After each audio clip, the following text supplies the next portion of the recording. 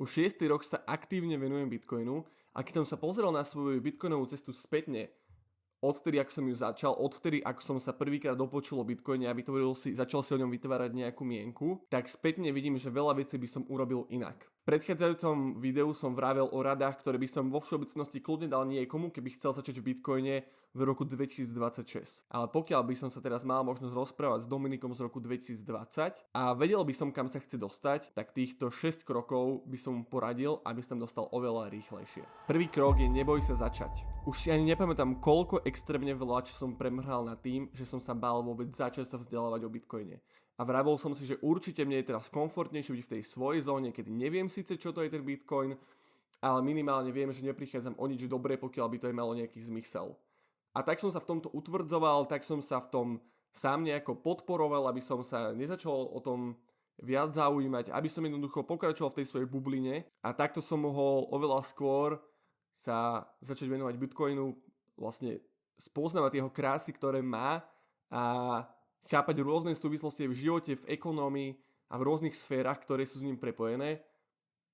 Ale ja som sa rozhodol práve si ten čas oddialiť tým, že som sa rozhodol nevenovať sa Bitcoinu a nevzdelávať sa o ňom.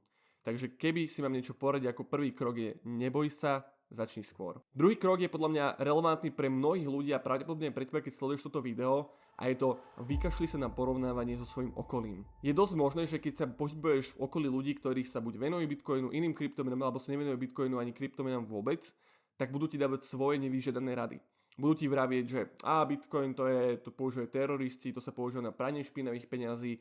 Potom skupina, ktorá sa bude venovať povedzme nejakým kryptomenám, altcoinom a shitcoinom, tak bude vravieť, že to Bitcoin už je staré, to už nič, treba prejsť na niečo lepšie, nejaké modernejšie, rýchlejšie, nejakú Solanu, Ethereum, neviem čo. Keď budeš za Bitcoinerom, tak ten ti bude vravieť, že len venuj sa len Bitcoinu a všetko ostatné je úplný bullshit. Takže pokiaľ teraz niečo vravím sebe samému z roku 2020 Dominikovi, tak vykašli sa na to, čo hovoria druhý a rob to, v čom vidíš zmysel ty. V tom, čomu dôveruješ, o čom sa chceš vzdelávať, čo ťa prirodzene zaujíma, si zvedavý v tej oblasti, nadchýňa ťa, tomu sa prosím venuj a vykašli sa na to, či niekto používa Monero, alebo vraví, že Bitcoin je prehistorický, alebo vraví, že celkovo kryptomeny sú už bullshit. Venuj sa tomu, čo ťa zaujíma a vykašli sa na porovnávanie sa s druhými ľuďmi. Tretí krok, ktorý by som odporučil každému jednému, nielen sebe z roku 2020, ale každému jednému, je vykašli sa na burzy. Dôvod je v podstate úplne jednoduchý. Burzy zbierajú tvoje osobné údaje. Burzy potrebujú už z hľadiska regulácie, aby mohli fungovať tvoje osobné údaje ako občiansky, vodičský alebo preukaz poistenca alebo výpis účtu, proste nejaké doklady totožnosti, ktoré ťa identifikujú. A naozaj nejedenkrát sa stalo, že tieto údaje unikli, boli súčasťou nejakého hacku a v súčasnosti ani neviem, kde všade sa pohybujú moje osobné údaje alebo osobné údaje teba, keď pozeráš toto video, ak sa zaregistroval na nejakej burze. Bohužiaľ je to tak, že tieto burzy alebo celkovo firmy, ktoré overujú totožnosť, sú tzv. Honeypotom alebo targetom, cieľom, ktorý je pre hackerov veľmi lákavý, lebo sa dostanú k obrovskému množstvu osobných údajov. To znamená, že pokiaľ by som sebe niečo poradil, ale hoci komu inému, tak obídi burzy na široko. Nie je možné, že týchto vecí si vedomý a že napriek tomu sa rozhodneš si napríklad sporiť Bitcoin na burze alebo kupovať kryptomeny na burze.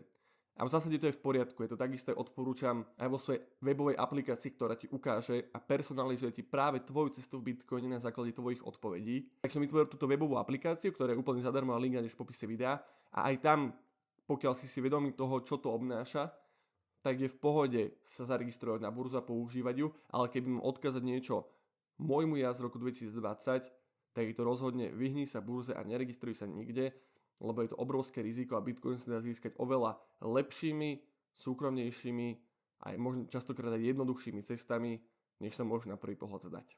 Štvrtý krok, pýtaj sa skôr.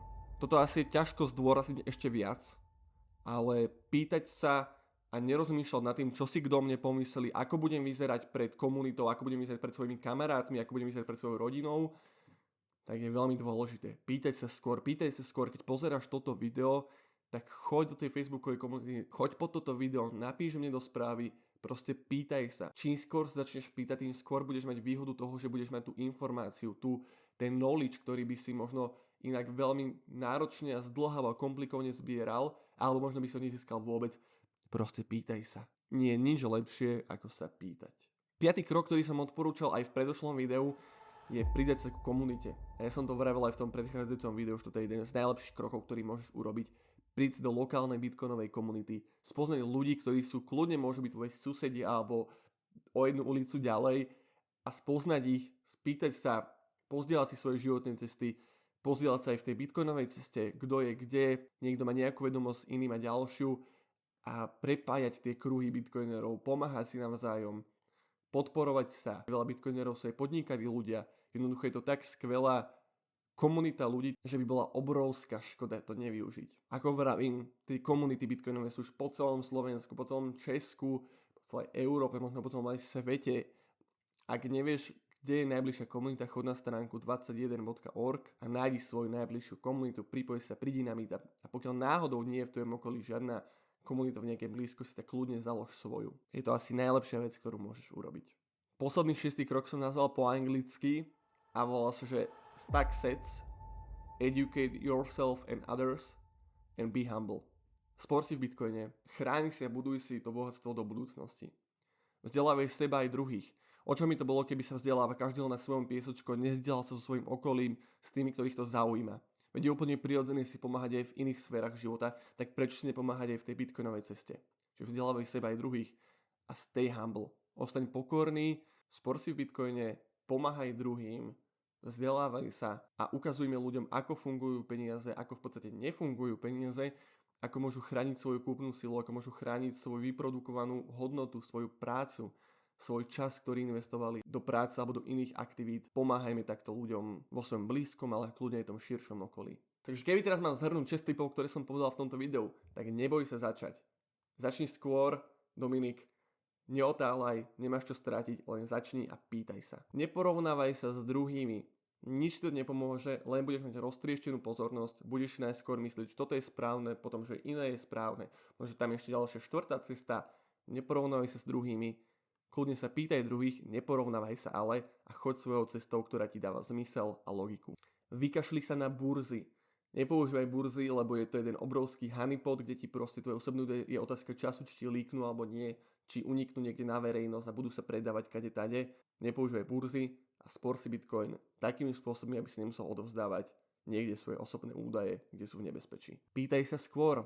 Nemáš čo stratiť, pýtaj sa skôr. Čas, ktorý teraz premhráš na tom, že sa nebudeš pýtať a budeš hľadať nejaké odpovede inde, možno sa budeš hambiť ozvať, že budeš mať blbé otázky alebo čokoľvek. A čo?